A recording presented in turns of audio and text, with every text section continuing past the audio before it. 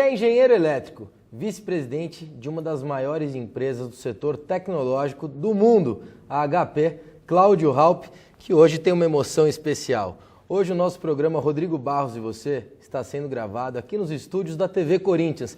E o Cláudio muito emocionado. Bem-vindo, Cláudio. Muito obrigado, Rodrigo. Realmente é uma grande emoção estar aqui com você, né?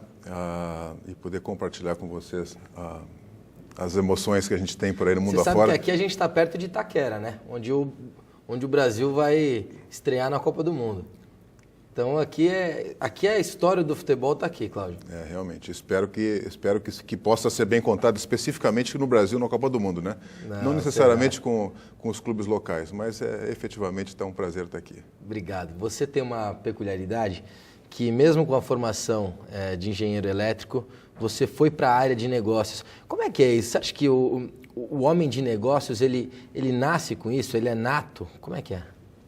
Eu acredito que você, fazendo um curso de engenharia ou de administração ou outros, né, ele te aponta um caminho, mas eu diria que à medida que você progride na carreira e as oportunidades vão surgindo, né, você vai se modelando de acordo com a combinação entre a oportunidade que vai surgindo, né, e o teu próprio talento, né, e aquilo que você quer fazer.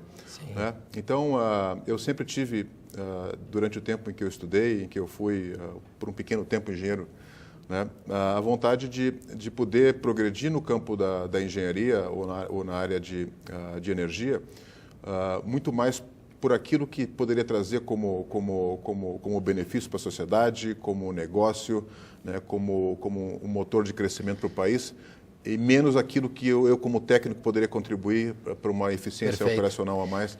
Então, acho que tem um pouco de ser nato, sim, né? Mas a formação vai contribuindo. Eu diria que a formação de engenheiro, de uma maneira geral, ela é bastante ampla no sentido que te desafia em várias dimensões. Aliás, esse é um ponto interessante. Hoje a gente percebe, no Brasil, uma escassez de engenheiro, né? Então, por que você acha que isso veio acontecendo? Eu acredito que teve uma combinação de vários fatores. Em primeiro lugar, o Brasil, durante a década de 80, princípio da década de 90, o país cresceu nada ou quase nada, né? E havia muito pouca oportunidade de trabalho para os engenheiros. Eu tenho vários colegas de turma que se formaram, né, ou migraram para outras profissões, como eu, né, ou acabaram seguindo na carreira universitária, porque efetivamente engenheiro não tinha tanto trabalho, porque o Brasil crescia nada ou quase nada. Né? E isso fez com que menos jovens se interessassem, talvez, pela carreira de engenharia versus outras que tinham um momento mais de maior crescimento, como a área de finanças ou a área de informática ou outras. Né? E, de repente, o país, né, começou uma escalada de crescimento bastante forte, né, que foi mais rápida do que a capacidade de geração de formação que as universidades têm hoje. Então, o Brasil, efetivamente, hoje tem um déficit, né, de engenheiros bastante grande e que é um dos gargalos, né, que se diz que o Brasil tem hoje para poder crescer mais, é justamente a quantidade de engenheiros. Aliás, eu acho que valeria, inclusive, um plano que incentive o jovem a estudar engenharia, né? E não só engenharia. A gente percebe no comando hoje de grandes empresas, você tem engenheiro. Tem bastante engenheiro. Né? Então, assim, existe um déficit de engenheiros, um déficit de mão de obra qualificada do ponto de vista de curso profissionalizante. E, mais uma vez, é uma consequência de um rápido crescimento que o país teve, né, versus uma década e meia, talvez quase duas, em que houve um crescimento menor. Agora, Cláudio, como é que foi essa tua chegada até a HP? Porque hoje você é vice-presidente e da unidade de computadores pessoais, você é o head dessa unidade. Mas como é que foi até chegar lá? Por onde foi que o Cláudio passou? Bom, como você falou, eu comecei como engenheiro. Rapidamente eu migrei para a área de informática. Eu passei pela IBM, foi meu primeiro emprego, no qual eu fiquei por 16 anos, passando por diversas áreas, desde engenheiro de sistemas. Rapidamente eu vi que a área de negócios da empresa era vendas, né, e as oportunidades de carreira, e eu também me via bastante identificado com aquela nova oportunidade. Então, eu migrei para vendas e de lá passei por várias áreas da empresa, né? Quando você trabalha numa multinacional grande como a HP ou como a IBM, ou como a Nokia, que foi minha segunda empresa, Sim. você pode fazer carreira na mesma empresa, migrando de vários trabalhos diferentes, e é uma das coisas interessantes de você poder trabalhar numa multinacional. Eu fiz desde engenheiro de sistemas, eu fiz vendas, eu fiz estratégia, eu fiz operações, né? Eu liderei uma unidade de software. Tem uma coisa interessante que você falou, que é a questão de vendas. Eu assisti a uma palestra do Tejon, e ele, no começo da palestra, ele fala o seguinte: quem aqui é vendedor? E é incrível como ninguém levanta a mão, porque tem ali meia dúzia de vendedores que levantam a mão, mas a maioria, uns são advogados, outros são engenheiros, outros são médicos, ninguém levanta a mão. Eu sei que no final da palestra ele faz a mesma pergunta. Todos levantam a mão. levantam a mão. Ou seja, tem isso, o vendedor ele tem que estar dentro da gente. O vendedor, na realidade, eu diria que ser vendedor é uma atividade natural. A gente está sempre vendendo alguma coisa, se vendendo, a gente está se promovendo, a gente está promovendo um amigo, a gente está...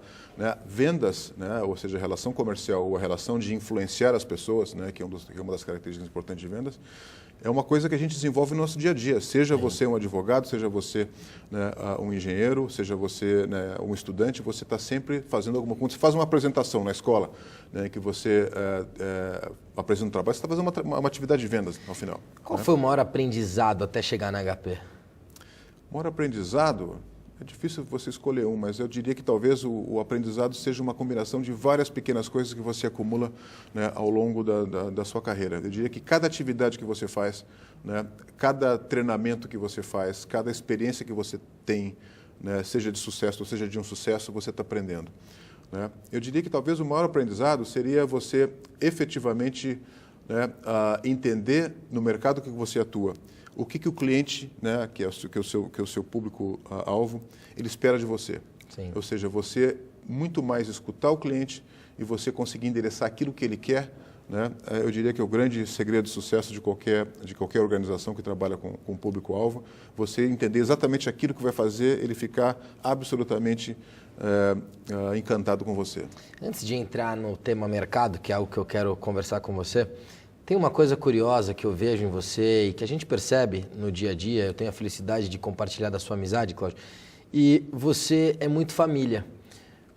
O executivo tem um grande desafio na vida, que é o equilíbrio, né? Porque você está sempre trabalhando, a agenda bastante complicada, mas você sempre que pode está junto com a família, traz a família para perto de você. Você acha que hoje os executivos estão percebendo que, de fato, o grande valor da vida está muito pautado na família e ela tem que estar perto? Sem dúvida. Eu acho que se você não está feliz com a sua família, com a sua vida pessoal, você não tem nenhuma chance de ser um executivo, né, bem-sucedido, seja com os negócios, seja com a sua própria equipe, seja com a empresa, seja com a sua própria felicidade pessoal. Sim. A família é o grande ponto de equilíbrio que a gente tem. Né? Se as coisas não vão bom na família, eu diria que é muito improvável que você vai conseguir ser bem-sucedido em quase que qualquer coisa. Né? Sim. Então, por mais que a gente tenha uma agenda apertada, mas o tempo que você se dedica à família, ele tem que ter intensidade, assim como você tem intensidade no trabalho, né? O tempo da família, né? O churrasco no domingo, as férias que você tira com a família, que você viaja, que você se dedica, né? Eu diria que tem que ser com o mesmo nível de dedicação e intensidade e, no fundo, você poder usufruir dessas coisas, né? Porque senão você não consegue recarregar energia de jeito nenhum. É verdade. Bom, quando a gente fala disso, a gente fala de qualidade de vida. E a gente percebe hoje, no mercado de trabalho, um novo perfil, tanto de consumidor quanto o novo perfil da mão de obra. Né? O sujeito que hoje está empregado, até porque o Brasil vive um momento de praticamente pleno emprego, 6% de desemprego, é uma taxa fantástica. Ao mesmo tempo falta qualificação de mão de obra, eu acho que a gente vai ter tempo para falar disso, mas tem uma característica desse novo colaborador que ele quer, acima de tudo, estar feliz. Porque hoje todo mundo tem a opção de ter a informação. E a informação, ela é discutida e as pessoas hoje formam mais opinião do que formavam antigamente por falta de informação. Uhum. Como é que você tem percebido isso? E aí, diretamente ligado à tua área de tecnologia, você tem uma mão de obra que lida com isso no dia a dia. Exato. Bom, na realidade, existe hoje, como você bem falou, uma escassez de recursos, né, no mercado. Hoje é o empregado que escolhe a empresa, muito mais do que a empresa escolhe o empregado. Né, porque existe a opção, existe, né, e existe, ao mesmo tempo, né, uma briga pelos melhores talentos. Então, existe uma necessidade muito grande de você contratar e reter, né, e ter um plano de desenvolvimento na qual você mantenha os melhores talentos dentro da sua empresa, né, seja pelo programa estruturado de desenvolvimento, seja por você estar num ambiente de negócio que permita crescimento desse profissional. Né. Existe hoje, dentro dos quadros, principalmente os quadros mais recentes, né, muito menos paciência do ponto de vista de crescimento e desenvolvimento do que diria talvez alguns anos atrás, até por um excesso de demanda por esses profissionais. Sim. Então, é extremamente importante você ter um programa bem estruturado de desenvolvimento, você ter oportunidades de carreira, você ter crescimento na empresa que permita, né, esse deslocamento profissional na pirâmide. Né, e um programa de comunicação é absolutamente fundamental. E mais do que isso, e mais do que só comunicação, né, o funcionário realmente se sentir parte daquela empresa, se sentir parte, né, de que ele está fazendo alguma coisa mais do que a tarefa do dia a dia. Né, ele saber qual é a missão que ele está buscando. Isso define muito, né, a diferença entre você estar engajado versus você estar trabalhando. Aliás, né, como é que você busca o engajamento do profissional? Aliás, teve uma pessoa, uma personalidade que eu acho que vale todas as referências em relação a ele, porque eu acho que ele fez parte da mudança, ele mudou a forma do dia a dia das pessoas. E isso no mundo que a gente está falando de Steve Jobs. Ele foi uma referência e eu tenho certeza que boa parte das pessoas que trabalham naquela empresa trabalham pela aliança à marca. Antes de falar, de voltar no tema do funcionário, como é que você enxerga, você que está no dia a dia, vivendo isso? Quem foi o Steve Jobs para você? O Steve Jobs foi uma pessoa que, acima de tudo, né, buscou permanentemente a inovação aliada com a excelência. Né? Ou seja, a inovação permite que você esteja antes do mercado do que os concorrentes, e a excelência faz com que aquilo que você apresenta tenha um grande impacto, né, de aceitação, né, de uso e de criação de marca. Então, se eu pudesse resumir o Steve Jobs, talvez eu colocasse as duas palavras, inovação e excelência. Maravilha. Nós vamos a um rápido intervalo e continuaremos no próximo bloco, agora falando sobre mercado com Cláudio Raupp. Fique com a gente. Estou aqui no lounge da HP com o meu HP EliteBook. Eu tirei uma foto aqui com o Fernando Levis e eu vou agora mandar essa foto para HP Envy com tecnologia ePrint. Daqui a pouquinho sai a nossa foto ali direto aqui no próprio evento. Pronto, já foi aqui do meu HP EliteBook.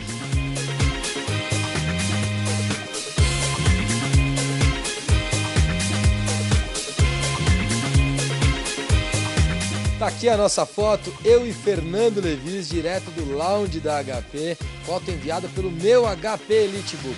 Nós vamos a um rápido intervalo e já voltamos. Continue com a gente. I wasn't sure you were afraid of where we were.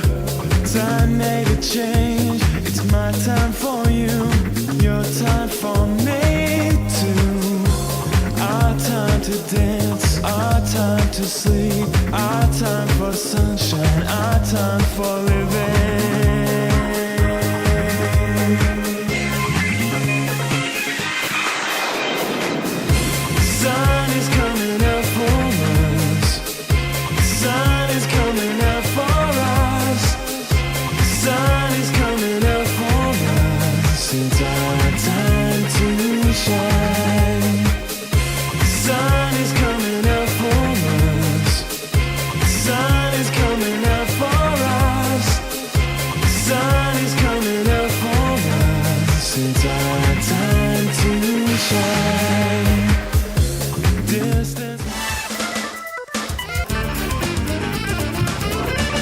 Estou aqui na fábrica da Flexform para mostrar por que ela é referência na América Latina e líder nacional em vendas de cadeiras para o mercado corporativo.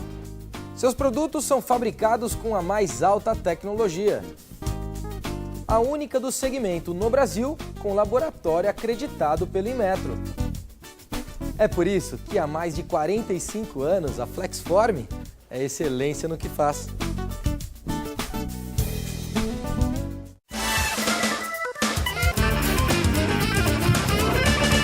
Voltamos com o programa Rodrigo Barros e você, hoje recebendo o engenheiro eletrônico, vice-presidente da HP, Cláudio Raupp.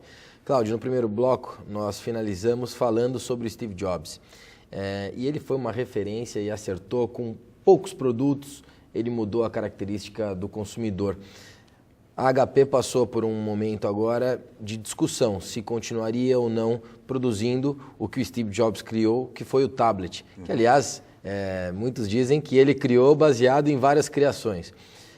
Mas agora tem uma notícia super importante. A HP continua produzindo tablets. Bom, boa pergunta.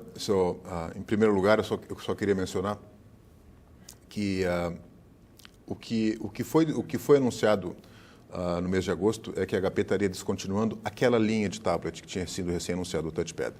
Né? Mas de jeito nenhum a HP estaria abandonando o mercado de tablet, tanto que, né, pouco tempo depois, né, em primeira mão, aqui no Rodrigo Barros e você, né, a gente está hoje anunciando um novo tablet, o HP Slate for Business, né, que é uma máquina baseada em Windows, multi-touch, né, extremamente voltada para o mercado corporativo, que tem todo um legacy de aplicativos, todos os aplicativos já existentes, né, e boa parte deles desenvolvidos com Windows ou com interface Windows, né, o que faz com que esse Slate for Business, né, seja um dispositivo que vai dar um acesso imediato, sem necessidade de migração ou portabilidade de aplicações para o novo ambiente. Essa, né? é uma nova maneira, seja do executivo ou, enfim, das pessoas de um modo geral, de estarem conectados.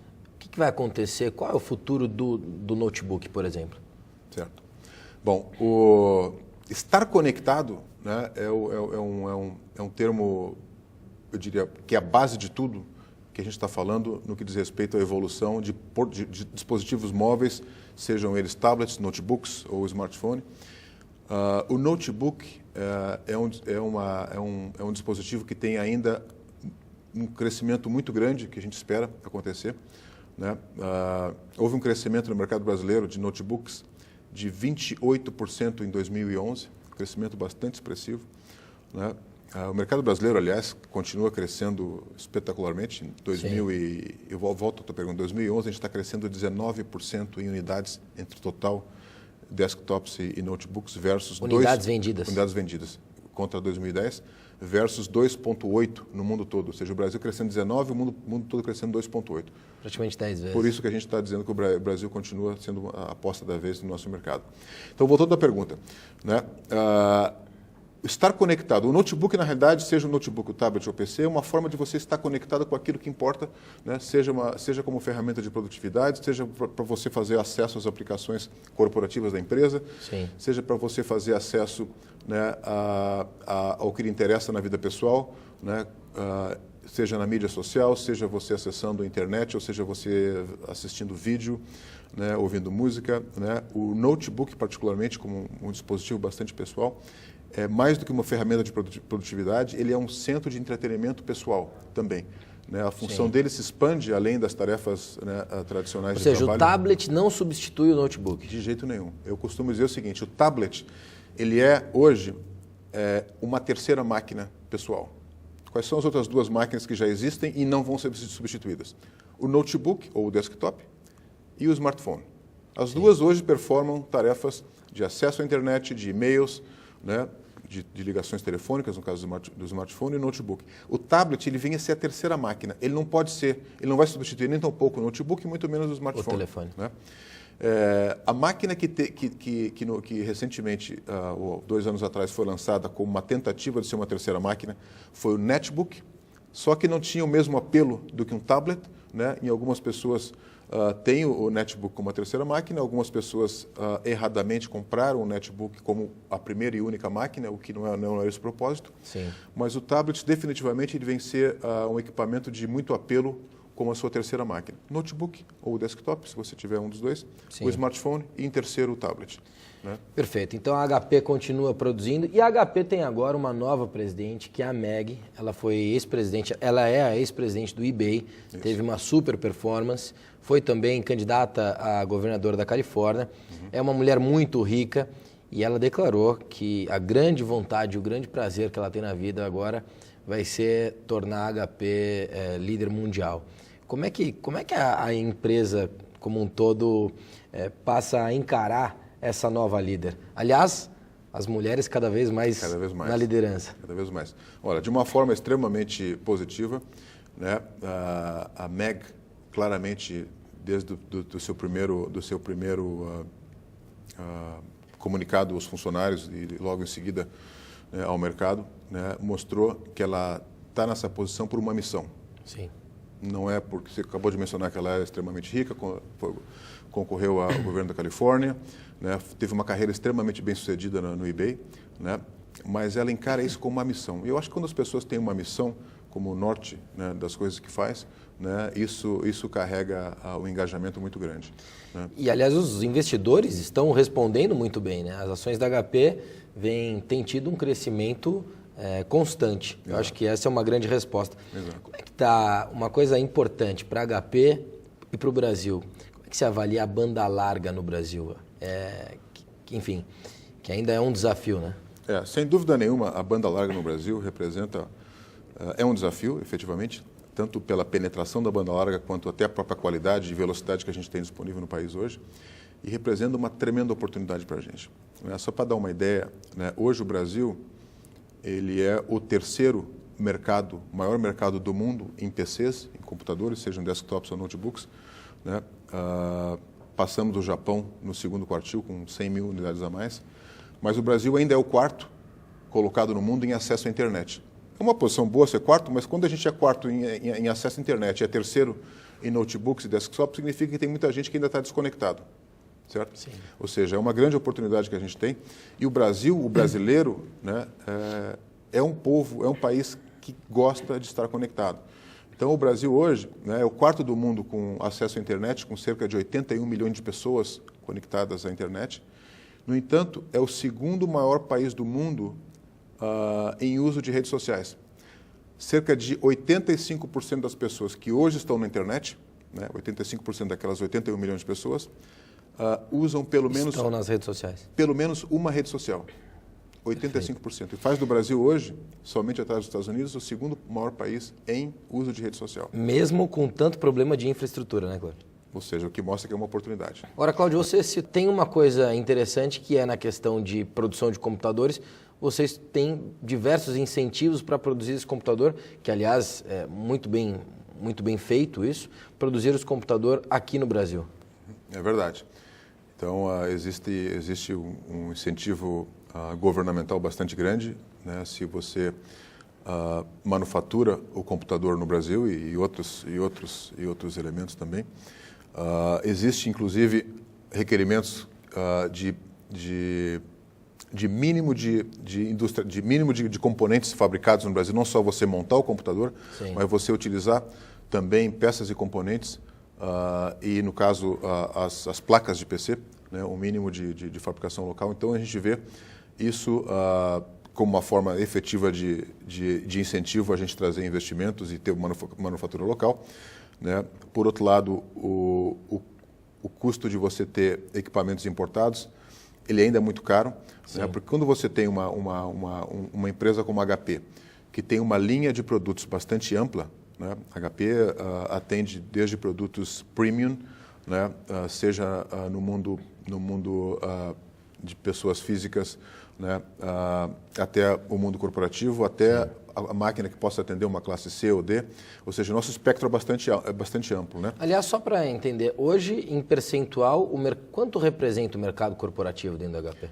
O mercado corporativo no Brasil, né, é cerca de 30% do mercado de PCs. 70% é varejo. Residencial, varejo, pessoa física, 30% é comercial. Perfeito. Né? E a HP está mais ou menos dentro dessa característica de mercado.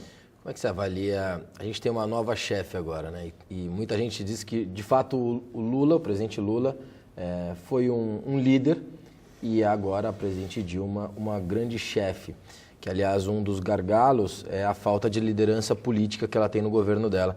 Como é que a HP, e aí falando até de quando olha para o crescimento das estratégias do Brasil, avalia a gestão dessa nova presidente, da presidente Dilma?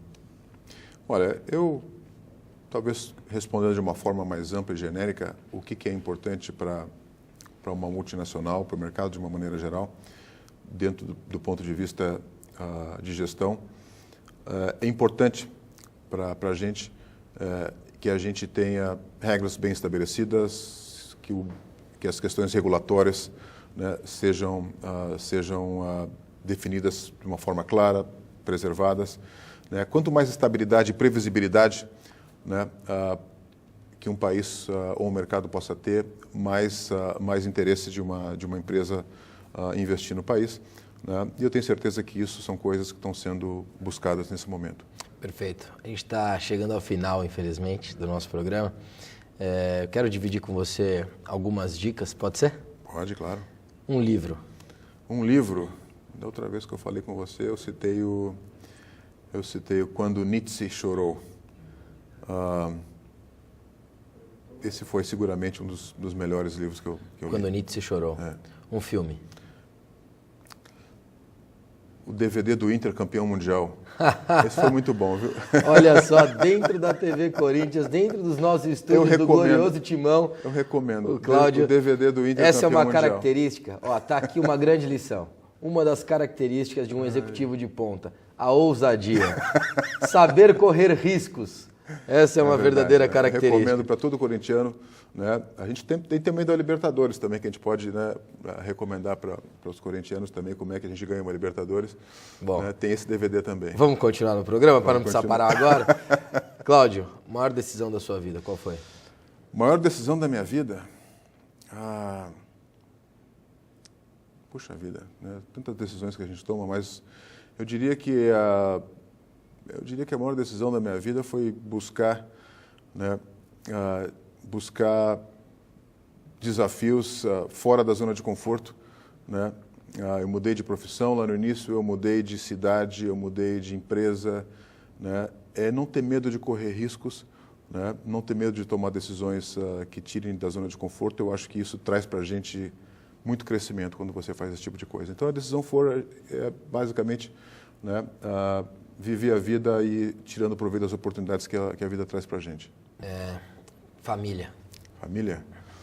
A família é o nosso ponto de equilíbrio. A família é o momento que a gente é 100% nós mesmos, né? E é o nosso porto seguro.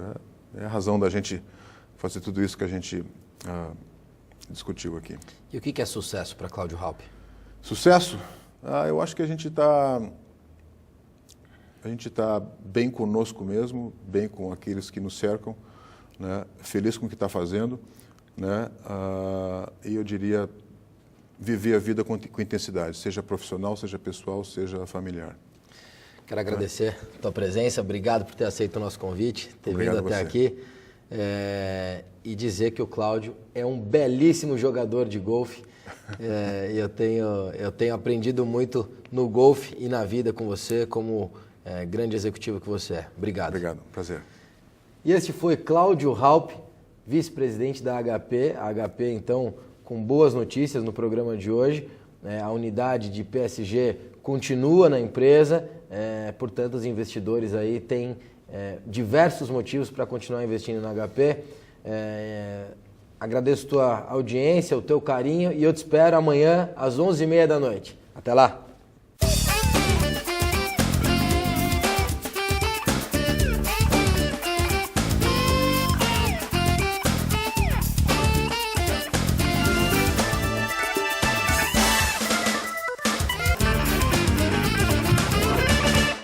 Estou aqui na fábrica da Flexform para mostrar por que ela é referência na América Latina e líder nacional em vendas de cadeiras para o mercado corporativo. Seus produtos são fabricados com a mais alta tecnologia. A única do segmento no Brasil com laboratório acreditado pelo Inmetro. É por isso que há mais de 45 anos a Flexform é excelência no que faz.